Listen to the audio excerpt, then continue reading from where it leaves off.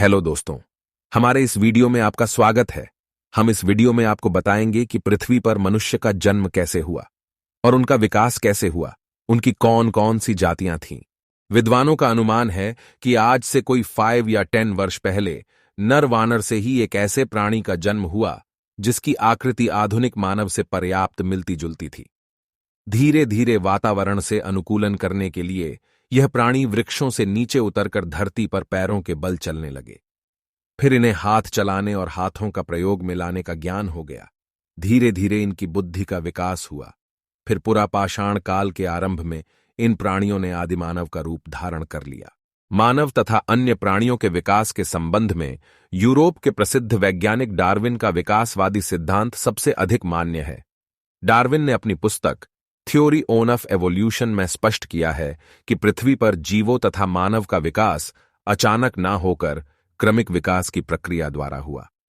इसी सिद्धांत के अनुसार डार्विन का कहना है कि मानव का विकास चिंपैंजियों या लंगूर से हुआ। इसी सिद्धांत के अनुसार मनुष्य ने सबसे पहले सीधा खड़ा होना सीखा, फिर पिछले पैरों से धरती पर चलने लगा।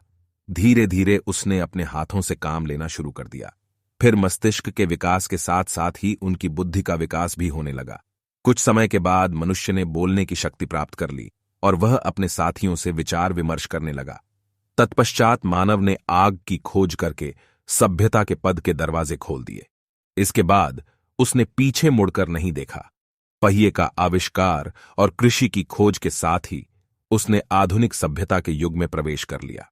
संसार के विभिन्न भागों में पाए गए मानव जीवाश्मों से पता चलता है कि आज से लाखों वर्ष पहले आदिमानव की विभिन्न जातियां इस धरती पर निवास करती थीं। इन आदिमानवों की जातियों तथा उनकी शारीरिक विशेषताओं का वर्णन निम्नलिखित है।